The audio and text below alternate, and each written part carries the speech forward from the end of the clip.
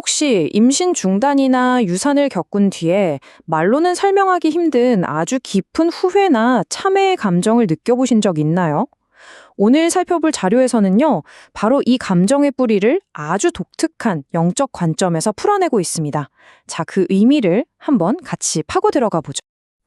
아니, 도대체 우리는 왜 이런 감정을 느끼는 걸까요?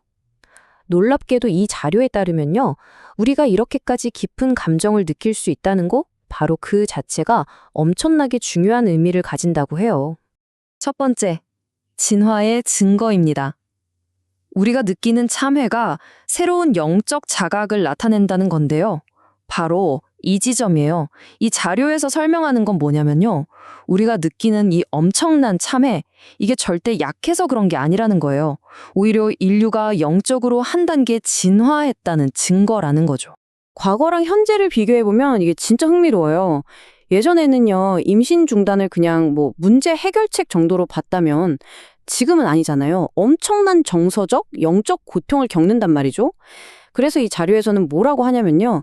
바로 이 감정의 변화야말로 우리가 이제 더 깊은 차원을 이해할 준비가 됐다는 신호라는 겁니다. 두 번째, 영혼의 업보적 목적. 영혼은 왜 태어나려고 하는가? 자, 그럼 좀 더 근본적인 질문으로 들어가 보죠. 이 영적 세계관의 핵심, 바로 이겁니다. 애초에 영혼은 대체 왜 부모랑 인연을 맺으려고 하는 걸까요? 자식을 갖고 싶어 하는 것은 죄를 사하고 싶어 하는 것과 같다. 이 문장이 뭘 의미하냐면요. 우리가 아이를 원할 때 그 마음 깊은 곳에는 이미 어떤 영적인 연결, 그리고 뭔가를 해소하고 싶은 열망이 깔려 있다는 걸 암시하는 거죠. 그러니까 이 관점에서 보면 임신은 그냥 생물학적인 일이 아닌 거예요. 서로의 업보를 치유하기 위한 영적인 합의 같은 거죠.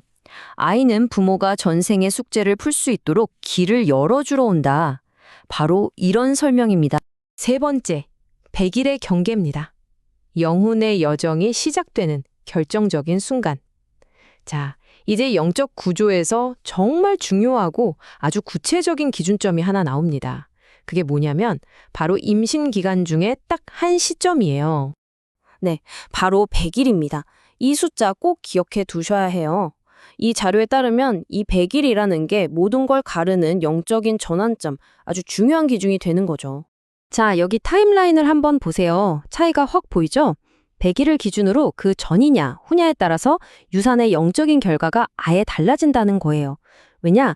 100일이 지나면 영혼이 이미 자기 세계를 떠나서 부모를 향해 오고 있는 중이기 때문이에요. 근데 여기서 진짜 흥미로운 게 뭐냐면 영혼이 뿅 하고 순간 이동하는 게 아니라는 점이에요. 마치 태아가 자라는 속도에 맞춰서 영혼도 서서히 다가온다는 거죠. 그러니까 출산일이 가까워지면 가까워질수록 영혼도 그만큼 더 가까이 와 있다는 뜻이겠죠? 네 번째, 아이 영혼의 세계. 동자, 즉 머무는 영혼에 대한 이해입니다. 자, 그렇다면 100일이 지난 후에 영혼의 이 여정이 딱 멈춰버리면 어떻게 될까요? 바로 여기서 동자라는 개념이 등장합니다. 동자. 이게 뭐냐면요. 쉽게 말해서 이쪽 물질 세계로 오는 길은 막혔는데 그렇다고 원래 있던 영혼의 세계로 돌아가지도 못하고 그 중간에 끼어버린 아이 영혼을 말하는 거예요. 정말 갈 곳도 올 곳도 없어진 그런 상태인 거죠. 자료를 보면요. 이렇게 머무르게 된 아이 영혼은 여러 가지 방식으로 자기 존재를 알리려고 한대요. 예를 들면 꿈에 나타나기도 하고 괜히 마음이 불안하게 만들기도 하고요. 특히 부모의 에너지, 그러니까 기운에 직접 영향을 줄 수 있대요. 그리고 여기서 정말 중요한 건 유산 시기가 늦으면 늦을수록 다시 말해 영혼이 거의 다 왔을 때일수록 그 집착이나 연결이 훨씬 강해진다는 점입니다. 이렇게 영혼이 딱 달라붙어서 더 직접적이고 계속해서 영향을 주는 상태, 이걸 바로 우리가 흔히 말하는 빙의라고 부르는 겁니다. 동자가 부모 곁에 계속 머물면서 영향을 주는 상태, 바로 그거죠. 다섯 번째, 이해를 통한 평화 찾기입니다. 해결의 길은 의식이 아닌 깨달음에 있다. 자, 그럼 이제 제일 중요한 해결책은 뭘까요? 다행히도 이 자료는 문제만 던져놓고 끝나진 않아요. 평화를 찾을 수 있는 길도 알려주거든요. 근데 그 방법이 우리가 보통 생각하는 거랑은 좀 달라요. 이 자료에서는 딱 잘라 말합니다. 해결책은 의식이나 기도가 아니다. 당신이 깨어나 이해하는 것이다. 이게 무슨 말이겠어요? 해결의 열쇠는 어떤 거창한 의식이나 다른 사람이 해주는 기도에 있는 게 아니라는 거예요. 바로 나 자신, 당사자의 내면에서 오는 깨달음과 이해, 거기에 달려 있다는 거죠. 그럼 구체적으로 어떻게 해야 할까요? 여기 3단계가 있습니다. 첫 번째, 무슨 일이 있었는지 그 영적인 실체를 마음으로 진짜 이해하고 받아들이는 거예요. 두 번째, 그 아이 영혼에게 직접 사과하는 겁니다. 내가 정말 몰라서 그랬다고 진심으로요. 그리고 마지막 세 번째, 내 삶을 올바르게 살면서 그 좋은 에너지, 그 공덕을 아이 영혼이 평화롭게 갈 수 있도록 보내주는 겁니다. 결국 중요한 건 겉으로 하는 행동이 아니라 내면의 변화라는 거죠. 이 자료에서 쓰는 비유가 재밌는데요. 영적인 조력자, 그러니까 스님이나 무속인 같은 분들의 역할을 변호사에 비유해요.